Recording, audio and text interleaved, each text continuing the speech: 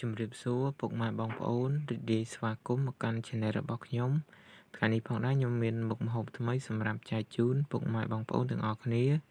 ទស្សនាពីរបៀបធ្វើសម្លប្រហើរត្នោត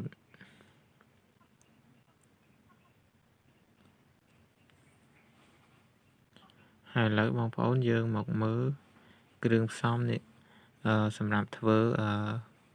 សម្លប្រហើរត្នោតណាបងប្អូន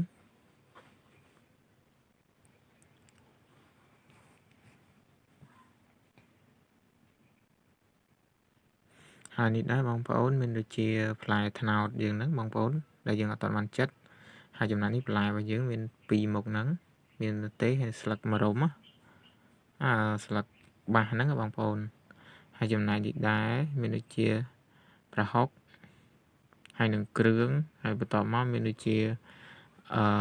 អង្ករបងប្អូនហើយចំណែកនេះដែររ៉តឌីហើយចំណែកនេះទឹកត្រីបងប្អូនហើយចំណែកនេះ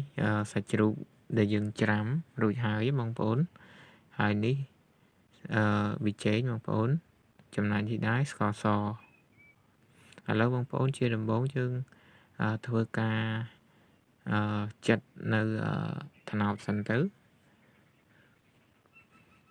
ឡូវយើងធ្វើការចិតក្បាលវានេះចេញមកបងប្អូនតមកយើងធ្វើការចិតសបកវាចាស់នេះចេញមកបងប្អូនយើងចិតបែបហ្នឹងមកយើងចាត់ខ្វៀលជុំវិញអញ្ចឹងណាបងប្អូន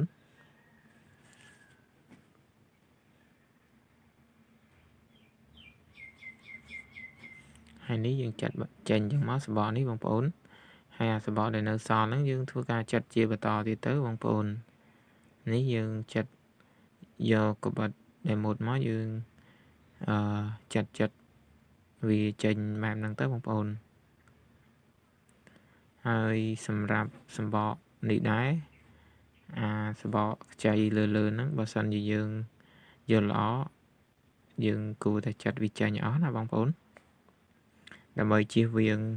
នៅវាមានពេលដែលយើងយកទៅស្លទៅវាមានជាតិល្វីងឡំនៅជាប់ហ្នឹងបងប្អូននេះសម្បកលើហ្នឹងហើយបន្ទាប់មកអណ្ដងវានេះយើងធ្វើការឆ្កឹះវាចេញបងប្អូនហើយយើងឆ្កឹះឲ្យរាងជ្រៅបន្តិចណាបងប្អូនយើងឆ្កឹះរាងជ្រៅបន្តិចទៅដើម្បីឲ្យអស់ស្ដង់ហ្នឹងទៅកុំឲ្យវាមានជាតិល្វីងណាបងប្អូនល្វីងខ្លាំងហើយយើងចាត់សបកលើនឹងចេញឲ្យអស់ក៏ល្អដែរអញ្ចឹងណាបងប្អូនដើម្បីកុំឲ្យមានជាតិល្វីងហាងបន្តិចបន្ទាប់មកខ្ញុំដាក់អង្ករចូលបងប្អូនដើម្បីធ្វើការចិតណាបងប្អូនហើយនេះខ្ញុំដាក់ចាក់ទឹកចូលបងប្អូនបន្ទាប់មកខ្ញុំធ្វើការចាត់ណាបងប្អូន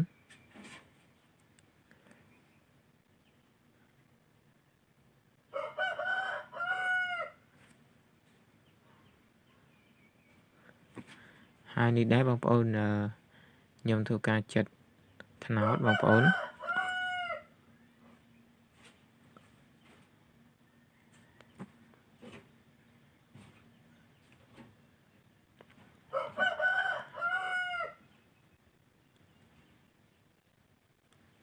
ហើយសម្រាប់ត្នោតនេះដែរនេះបងប្អូនខ្ញុំបានធ្វើការចាត់រួចហើយតមកខ្ញុំបានលាងសម្អាតពីប៊ិចទឹកដែរអញ្ចឹងណាបងប្អូនហើយសម្រាប់អង្ករដែលយើងបានដាក់នេះយើងអត់យកចេញទេបងប្អូនយើងទុករំងាស់ជាមួយគ្នាហ្នឹងឥឡូវយើងមកធ្វើការរំលីងសាច់ណាបងប្អូនហើយសម្រាប់ស្លប្រហើរថ្ងៃនេះខ្ញុំធ្វើការរំលីងគ្រឿងរំលីងសាច់ណាបងប្អូនបើបងប្អូនស្លបែបធម្មតាក៏បានបងប្អូនមិនបាច់លីងសាច់ក៏បានដែរអញ្ចឹងណាបងប្អូនរំងាស់ត្នោតហើយនឹងបងប្អូនដាក់សាច់ចូលយកតែម្ដងក៏បានដែរនឹង តាមចំណូលចិត្តបងប្អូនទាំងអស់គ្នាតែនេះដែរថ្ងៃនេះខ្ញុំមកស្លបែបរំលីងសាច់ចឹងណារំលីងសាច់ហើយនឹងរំលីងគ្រឿងចឹងណាបងប្អូនពួកអីវាមានក្លិនឈ្ងុយចឹងណាហើយនេះដែរបន្ទាប់ពីយើងបានរំលីងគ្រឿងហើយយើងដាក់ប្រហុកហ្នឹងរំលីងមួយគ្នាដែរចឹងណាបងប្អូនហើយយើងធ្វើការរំលីងឲ្យបានចូលគ្រឿងសព្វបានល្អណាបងប្អូនយើងធ្វើការរំលីងប្រហុកហើយនឹងគ្រឿងហ្នឹងឲ្យចូលសព្វបានល្អទៅ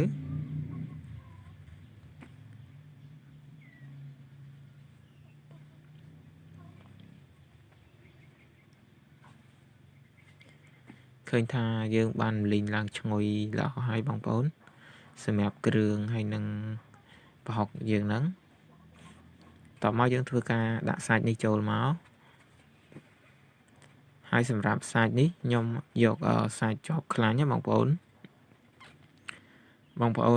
យកសាច់ជាប់ខ្លាញ់តិចយកមកស្លគឺថាមានរសជាតិឆ្ងាញ់អញ្ចឹងណាឬមួយក៏សាច់3ជាន់អញ្ចឹងឬក៏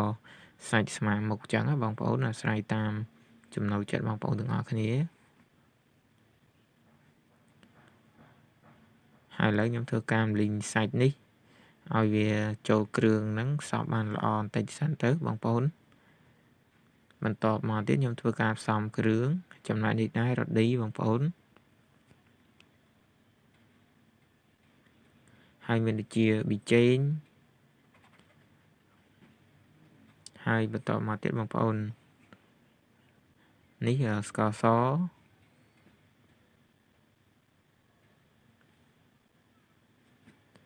ហើយបន្តមកមានដូចជាទឹកត្រីអញ្ចឹងណាបងប្អូនឥឡូវយើងធ្វើការរំលីងសាច់របស់យើងហ្នឹងឲ្យចូលគ្រឿងឲ្យចូលគ្រឿងក្រៅហ្នឹងសព្វបានល្អទៅបងប្អូនយើងធ្វើការរំលីងឲ្យវាចូលគ្រឿងសព្វបានល្អបន្តិចសិនទៅហើយនេះដែរខ្ញុំបន្ថែមនៅអំបិលបងប្អូនខ្ញុំបន្ថែមអំបិលមួយស្លាបព្រាកាហ្វេហ្នឹងនេះហើយយើងធ្វើការរំលីងបន្តបន្តិចទៀតទៅណាបងប្អូន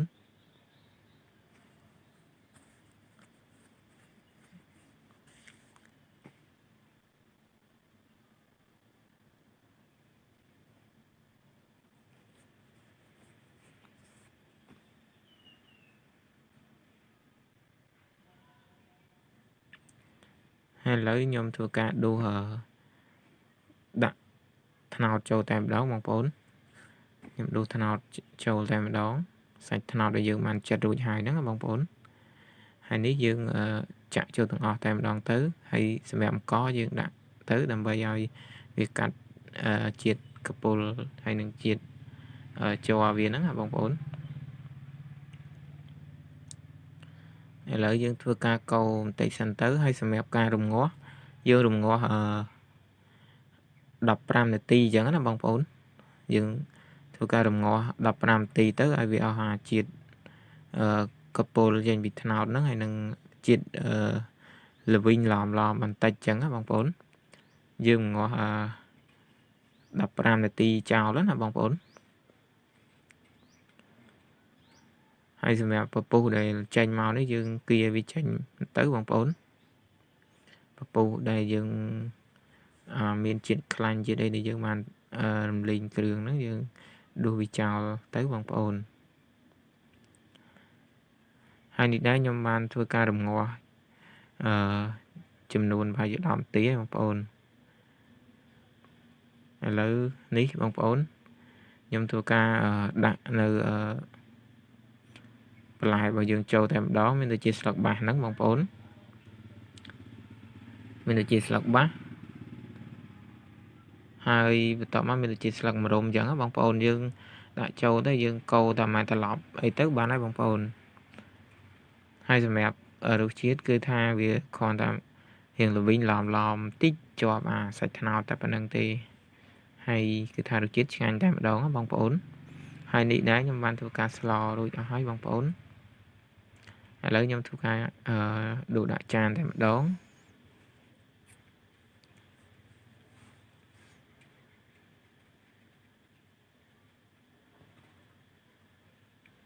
ហ នេះបងប្អូនយើងធ្វើការដួសដាក់ចានអរគុណពុកម៉ែបងប្អូនសម្រាប់ការទស្សនា